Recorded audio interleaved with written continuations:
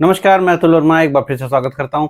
आज बाजारों में आपने एक ठीक ठाक सी गिरावट देखी है। जाहिर सी बात है, जिस तरह से आईटी को लेकर के निगेटिव खबरें आई थी, उसका कुछ क्लियरिफिकेशन भी आ गया, लेकिन फिर भी वो एक काफ़ी हद तक उसका इम्पैक्ट तो मार्केट ने देखा है। हाँ, ये है ज़रूर हुआ है कि मार्केट जो तकरीबन 25,238 के आसपास ओपन हुआ था, वहाँ से रिकवर किया दिन के दौरान। एक समय के लिए बैंक निफ्टी तो ग्रीन में भी गया, निफ्टी भी एक सेकंड के लिए ही सही पर ग्रीन जरूर गया था, एक रिकवरी किया था, हाई लगाया 313 के आसपास का। तो मतलब नीचे से मार्केट ने 101 पॉइंट का रिकवरी देखा था, लेकिन फिर वापस से शाम होते होते बाजारों ने एक अच्छी गिरावट देखी और उसमें मार्केट ने कहीं 25,150 के आसपास का एक बॉटम रखा और वहां से 200 के आसपास की क्लोजिंग आई है। ओवरऑल आप आज के दिन को अगर समझें तो काफी हद तक निगेटिव रहा है आईटी के नाते। करीब आईटी इंडेक्स 3-3.5% तक गिरा। उसके नाते एक इम्पैक्ट आपने मार्केट में देखा है। आने वाले कुछ एक दिन इसका असर जरूर रहेगा, लेकिन आप आज एक महत्वपूर्ण दिन भी है, क्योंकि आज से भारत में जीएसटी कट जो हुआ है उसको लागू कर दिया गया है, यानी अब वो रेट पास ऑन हो चुके हैं। अब जो भी प्राइस आपको दिखाई पड़ रहे हैं, या तो उनमें जीएसटी कट का जो लाभ है वो पास किया जा चुका है, या आने वाले एक दो दिन के अंदर जो बहुत ही दैनिक यूज की चीजें हैं उनमें जिनमें प्राइस चेंज रोज नहीं किया जा सकता है, उनमें एक दो दिन के अंदर आपको देखने को मिलने लगेगा वो प्राइस चेंज। और बाकियों में जिनमें पहले से प्राइस चेंज किया जा सकता है वो चेंज हो गया है। आज से जो दीपावली के आसपास की जो पहली बार सेल आती है, बहुत सारी जो आपकी ऑनलाइन शॉपिंग वेबसाइट्स हैं उनकी, वो भी चालू हो गई है। तो देखना पड़ेगा कि किस तरह से डिमांड आएगा। इसका 1 से 2 दिन के अंदर ये नंबर्स आने लग जाएंगे कि किस तरह की डिमांड मार्केट में आ रही है। जाहिर सी बात है, प्रधानमंत्री लगातार अपने ट्विटर हैंडल से ट्वीट कर रहे हैं। उन्होंने देश के नाम संबोधन भी दिया, उसमें भी उन्होंने इसी के ऊपर फोकस किया कि आप स्वदेशी अपनाइए और बाकी खर्च बढ़ाइए।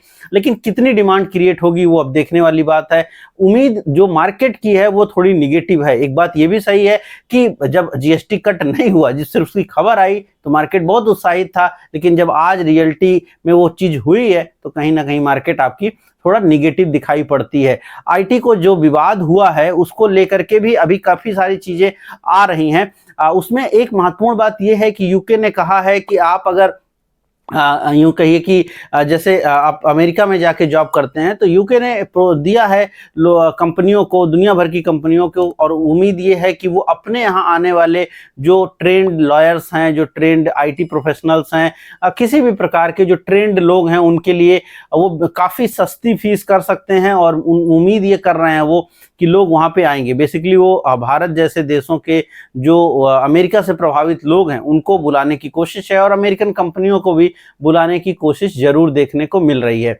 क्या ये होता हुआ दिखाई पड़ेगा, ये कहना थोड़ा कठिन है, जाहिर सी बात है। निफ्टी और बैंक निफ्टी के लेवल की चर्चा मैं जरूर वीडियो के लास्ट पार्ट में करूंगा, लेकिन अगर आप इस खबर को और समझने की कोशिश करिए तो यूके ने जो किया है इसके काउंटर में अमेरिका में हायर नाम का एक बिल आता हुआ दिखाई पड़ रहा है। यद्यपि अभी ये टेबल नहीं हुआ है, लेकिन आने वाले वक्त में खबरें बहुत गर्म है कि हायर नाम का एक बिल आएगा जिसमें 25% टैक्स लगाया जा सकता है अगर आप जो काम करती हैं कंपनियां, आईटी कंपनियां, वो अगर आउटसोर्स करेंगे, यानी अगर आप आउटसोर्स करेंगे, कुछ भी आउटसोर्स करेंगे तो 25% तक आपके ऊपर टैक्स लगाया जा सकता है कंपनियों के ऊपर। यानी सीधी सी बात है कि कोई भी कंपनी जो अमेरिका में रजिस्टर्ड है, अमेरिकन कंपनी है, वो आउटसोर्सिंग भी नहीं कर पाएगी, क्योंकि 25% टैक्स दे करके मार्जिन नहीं बचेगा कंपनियों का। अगर ये आता है, इवन इसका डर भी अगर आता है, और इस माहौल में जब अमेरिका में दुनिया भर के अलग अलग प्रकार के नियम आते चले जा रहे हैं,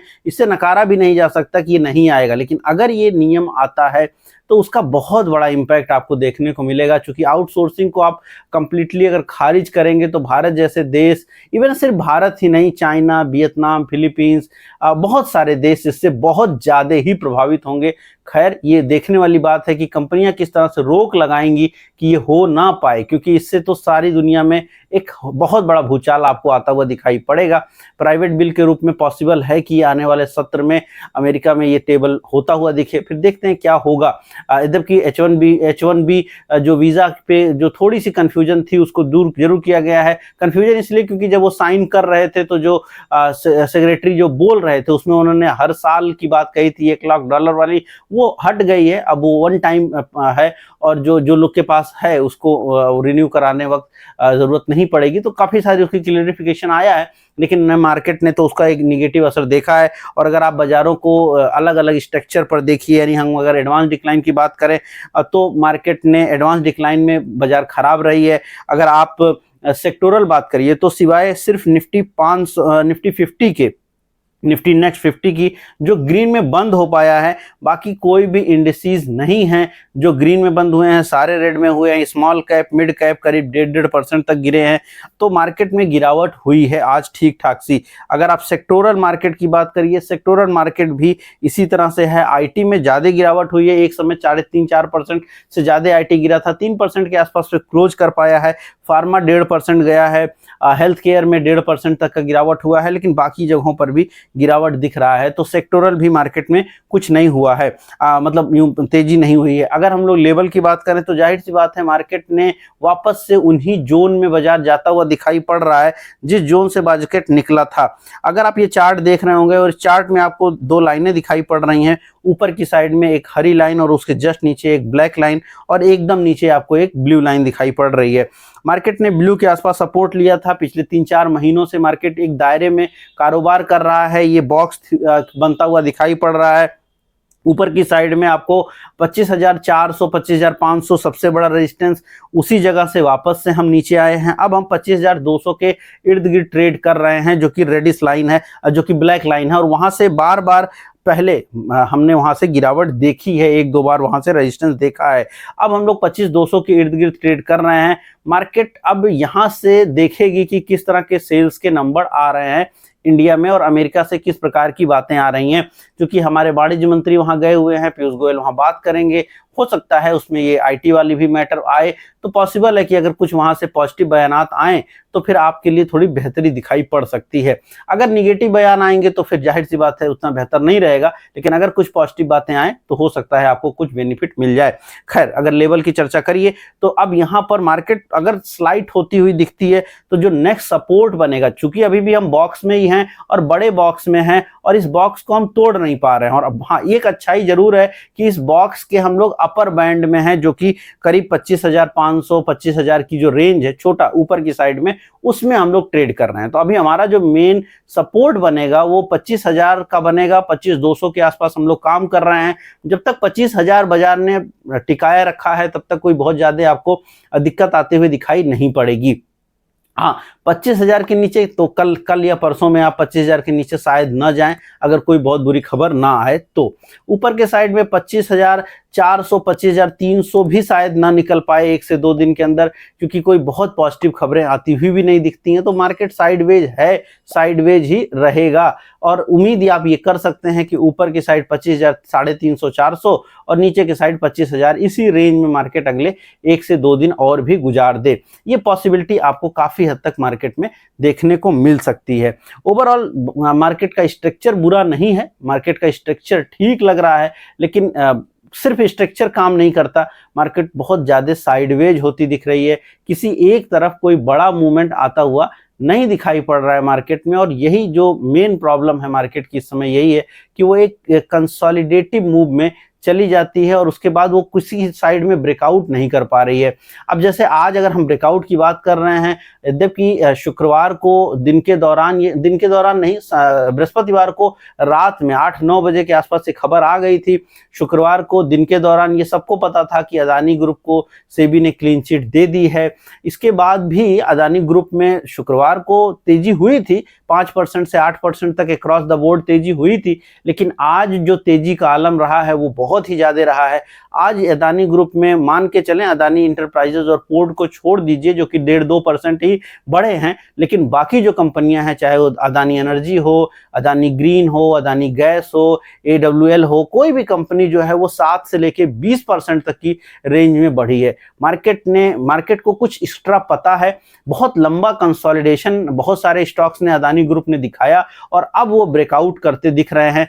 मुझे नहीं मालूम, आपको नहीं मालूम, हो सकता लगता है जिस तरह से अमेरिका में बहुत बुरी खबरें आती रही थी पहले, इस बार जब अगले 1-2 दिन में कुछ अच्छी बहुत खूबसूरत खबरें आपको सुनने को मिल जाए, क्योंकि ये इन्फॉर्म्ड बाइंग लगती है, क्योंकि बहुत लंबे समय से अदानी ग्रुप के स्टॉक्स कंसोलिडेट कर रहे थे, वो एक सर्टेन रेट के नीचे नहीं जा रहे थे, फ्लैटिश स्ट्रक्चर क्रिएट किए थे और अब वहां से नीचे से एक रिवर्सल दिख रहा है। सारे ही सारे अदानी ग्रुप में सिर्फ जो पहली 2 कंपनी है, चूंकि वो काफी बड़ी कंपनियां हैं, अदानी पोर्ट और अदानी इंटरप्राइजेस, उनको छोड़ दीजिए तो जितनी भी लिस्टेड कंपनी है अदानी ग्रुप की और जहां अदानी वर्ल्ड लगा हुआ है, वहां तेजी आपने आज देखी है, पिछले दिन भी देखी थी और आज भी देखी है। और मार्केट की जो एक तरफा तेजी की थीम जहां पर अभी 2 दिनों से दिख रही है, वो अदानी ग्रुप ही है, जहां पर एक तरफा तेजी आपने पिछले 2 दिनों में देखी है। बाकी मार्केट बहुत हद तक, जैसे मैं बार बार कह रहा हूं, साइडवेज जाती है। थोड़ा सा ऑटो स्टॉक्स में थोड़ी सी वापस से बेहतरी दिखने लगी है। उसके पीछे 2 कारण हैं। अभी जाहिर सी बात है कि अब त्योहार शुरू हो रहे हैं, ऑटो डिमांड बढ़ेगी और ऑटो सेल्स के नंबर भी आते हैं। सबसे पहले जो ऑटो सेल्स के नंबर आएंगे, महीना जैसे ही शुरू होगा ऑटो सेल्स के नंबर आने लग जाएंगे। तो ये जो अगला हफ्ता होगा, इसमें आपको बहुत सारे नंबर देखने को मिलेंगे, चाहे वो जैसे मैंने कहा सेल जो हो रही है फ्लिपकार्ट, अमेजन और बहुत सारी जो वेबसाइट्स हैं उनकी, इवन जो लोकल मार्केट है वहाँ ऑफर्स आ रहे हैं, ऑटो सेल्स के नंबर। तो ये नंबर जो हैं ये अगले कुछ दिनों तक मार्केट को आते रहेंगे, इम्पैक्ट डालेंगे और इसके नाते मार्केट में एक पॉजिटिविटी रहनी चाहिए। वहीं पर अमेरिका की तरफ से जो बुरी खबरों का दौर है वो रुका नहीं है, वो आ रहा है। इवन रूस की तरफ से भी कोई बहुत पॉजिटिव नहीं हो रहा है, चाइना की तरफ से भी बहुत पॉजिटिव नहीं है। तो कई सारी घटनाएं जो चल रही हैं जियोपॉलिटिक्स में, उसका असर हो रहा है गोल्ड के ऊपर। तो खबरें मार्केट के लिए निगेटिव हैं, भारत की खबरें पॉजिटिव हैं, लेकिन जो जियोपॉलिटिकल चीजें हैं और जिस तरह से सेंट्रल बैंक्स लगातार खरीद रहे हैं गोल्ड को, गोल्ड अपने नए लाइफ हाई के ऊपर है। आज बाजारों में 1,11,000 का गोल्ड हुआ है। एक बड़ा मूवमेंट लगातार गोल्ड में चल रहा है और पिछले 2-3 दिनों में जो गोल्ड में थोड़ी सी भी मुनाफा वसूली आई थी, यद्यपि बृहस्पति बुधवार के वीडियो में मैंने कवर भी किया था, बृहस्पति शुक्र जो है गोल्ड का प्राइस, चांदी का प्राइस दोनों थोड़ा घटा भी था, लेकिन अब वापस से आज गोल्ड और सिल्वर ने ब्रेकआउट किया है। ये चीज ये भी दिखाती है कि हो सकता है, पॉसिबिलिटी है कि मार्केट भी बढ़ रहा हो और गोल्ड सिल्वर भी बढ़ रहा हो, क्योंकि गोल्ड के बढ़ने के पीछे आपको मालूम ही है सेंट्रल बैंक का हाथ है। सेंट्रल बैंक लगातार खरीद रहे हैं। पहली बार जो है 1981 के बाद जो अमेरिकन बॉन्ड्स है वो उनकी जो होल्डिंग है वो कम हो गई है। गोल्ड की होल्डिंग दुनिया भर के चेस्ट में बढ़ चुकी है। भारत के केस में भी माना यह जा रहा है, क्योंकि भारत का जो रुपया है वो इस समय अपने लोज पे ट्रेड कर रहा है, जबकि डॉलर भी काफी गिरा हुआ है। कई सारे लोगों को ये नहीं समझ में आ रहा है कि डॉलर चूंकि कमजोर हो रहा है, डॉलर इंडेक्स भी 96 के आसपास आ गया है। ऐसे में कभी भी नहीं होता कि रुपया जो है आपका अपनी जिंदगी के लो बना रहा हो। यहां पर ऐसा देखने को मिल रहा है। तो अब ये क्यों हो रहा है?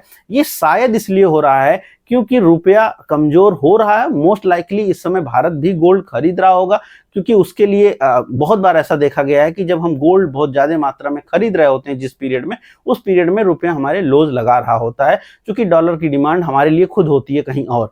तो वो पॉसिबिलिटी है, वो संभव है। और पॉसिबल ये भी है कि बहुत सारे और सेंट्रल बैंक्स भी गोल्ड खरीद रहे हैं। तो रुपया कमजोर है, डॉलर भी कमजोर है, गोल्ड हाई लगा रहा है और मार्केट बहुत खराब नहीं लग रही है। ये एक थोड़ा सा डायकोटमी चल रही है रुपए और मार्केट को लेकर के, डॉलर और मार्केट को लेकर के, और गोल्ड और मार्केट को लेकर के। लेकिन खैर ये नया समय है जिसमें आपको बहुत अलग अलग कॉम्बिनेशन देखने को मिल रहे हैं। अब इन नए जो समीकरण बन रहे हैं गोल्ड को लेकर, बॉन्ड को लेकर, मार्केट को लेकर के, उनके आधार पे जिस तरह की चीजें हो रही हैं दुनिया भर में, जिस तरह की खबरें आ रही हैं, उनको जोड़ के आपको चलना पड़ेगा।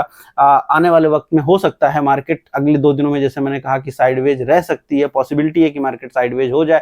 तो साइडवेज दिखती भी है, लगातार रही है, ऑप्शन सेलर के हाथ में मार्केट रही है, लगातार ऑप्शन सेलर के हाथ में मार्केट रही है, और वही आगे भी ऑप्शन सेलर को बेनिफिट बनता है।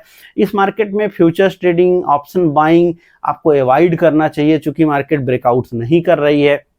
स्टॉक्स में भी यही है। अगर आप स्टॉक की बात करिए, मैंने बुधवार को क्लाउड वाली खबर पूरी कवर की थी, जिसमें मैंने बताया था कि 20% तक जो है आने वाले वक्त में क्लाउड कंपनियों को सरकार लगातार अगले काफ़ी समय तक जो है काफ़ी जो है बेनिफिट दे सकती है। उसके बाद से अनंतराज में लगातार तेजी रही है। आज भी अनंतराज करीब 650 की रेंज के ऊपर गया है। तो अनंतराज जैसी कंपनियां जो भी क्लाउड में काम कर रही हैं, वहां पे आपने तेजी देखी है विगत कुछ दिनों के अंदर, इवन आज भी देखी है। तो कहाँ जहां पे थोड़ी बहुत खबरें हैं, जो थोड़ा बहुत भी जहां पे कुछ न्यूज बेस्ड काम हो पा रहा है, जैसे अदानी ग्रुप हो गया या किसी एक सेक्टर में कुछ खबरें आ जाती हैं, तो वहां पे थोड़ी बहुत तेजी है। अदरवाइज फिर स्टॉक फ्लैट हो जाते हैं, फ्लैट होने के बाद वो ठंडे हो जाते हैं। आज चूंकि सेल्स का दिन था, तो आज फाइनेंस कंपनियां जैसे एलटी फाइनेंस ने नया अपना हाई लगाया है। अब यहाँ से त्योहारी सीजन में आपको मालूम ही है, लगातार हर बार देखने को मिलता है कि त्योहारें जब चलती हैं, आईपीएल जब चलता है, इन दोनों ही समय में जोमेटो जैसी कंपनियां बढ़ती हैं। आज जोमेटो ने भी अपना नया हाई लगाया है, जिसकी चर्चा मैंने बुधवार बृहस्पतिवार दोनों दिनों किया था। तो अल्टीमेटली वो थीम अगर आप पकड़ के चल रहे हैं, तो वहां पर आपको एक काम बन रहा है थोड़ा बहुत। लेकिन मार्केट में अगर आप कुछ भी ले रहे हैं, तो बहुत साइडवेज मार्केट है, और ऐसे मार्केट में आप अगर इंट्राडे ट्रेडिंग कर रहे हैं तो भी आपको तकलीफ आएगी, क्योंकि रोज यहाँ पर इंट्राडे ट्रेड्स क्रिएट करने भी कठिन है, करना भी थोड़ा दिक्कत होती है बहुत लोगों को, जिनको स्टॉक पिकिंग नहीं आती है, जिनको चार्टिंग नहीं आती है। और इसीलिए मैं बार बार कह रहा हूं कि इस समय यानी आने वाले कुछ समय के लिए, या हो सकता है अगले साल 2 साल 4 साल के लिए, अगर आप मार्केट में हो, तो आपको मार्केट में बहुत स्टॉक स्पेसिफिक रहना पड़ सकता है।